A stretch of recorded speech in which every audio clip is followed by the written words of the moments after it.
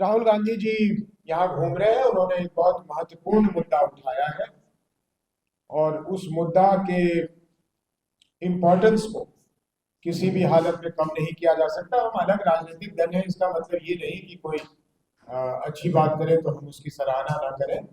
राहुल गांधी जी यहाँ घूम रहे हैं, लोगों को बतला रहे हैं कि ये जो पुनरीक्षण हो रहा है वोटर लिस्ट का, इसमें कितनी गड़बड़ियों की संभावना है।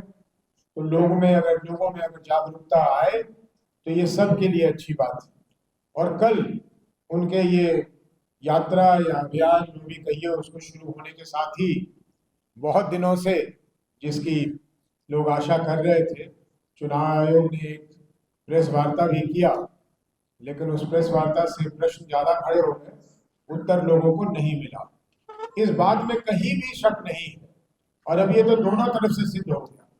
राहुल गांधी जी तो एक विधानसभा क्षेत्र की बात कर रहे थे जहां उन्होंने कहा कि 1 लाख से ज्यादा वोटों की गड़बड़ी है वोटर लिस्ट में, लेकिन उसके जवाब में कहते हैं ना, कभी कभी ज्यादा आदमी तेज बनता है तो कुछ मूर्ख बन जाता है।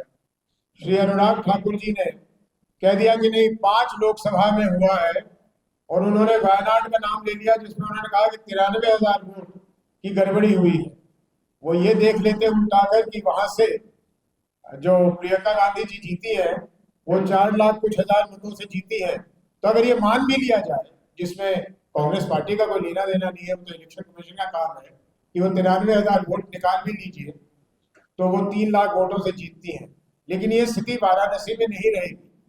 अगर इसी पारदर्शिता के साथ अगर वाराणसी में वोटर लिस्ट में जो गड़बड़ी हुई 2024 के चुनाव में उसको अगर ले लिया जाए तो संभवतः हमारे देश के प्रधानमंत्री आदरणीय नरेंद्र मोदी जी हारे हुए कैंडिडेट होंगे। और तो और अभी चाहे वो एक पंचायत के चुनाव का ही क्यों ना हो, लेकिन सुप्रीम कोर्ट में, उच्चतम न्यायालय में अगर ये साबित हो जाए कि ईवीएम की गिनती गलती होती है, तब आप सोच सकते हैं कि ईवीएम पर और चुनाव आयोग पर और चुनाव आयोग की व्यवस्था पर कितनी विश्वसनीयता होनी चाहिए।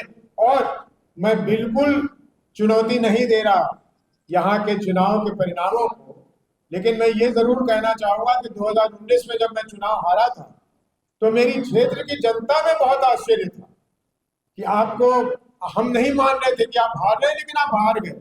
तो जब ऐसी बातें निकलती हैं तो मन में कहीं ना कहीं तो संदेह उठता ही है कि भाई ये कब से चल रहा है ये खेल आखिर चल रहा है। अगर खेल चल रहा है तो कब से चल रहा है।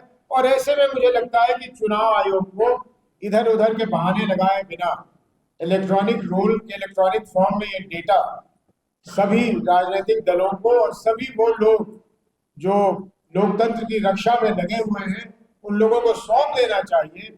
बल्कि उन्हें तो पुरस्कृत करना चाहिए उन लोगों को जो देश के बने हुए वोटर लिस्ट को, वोटर रोल, इलेक्टोरल रोल को शुद्धिकरण में अपना हाथ बटाए।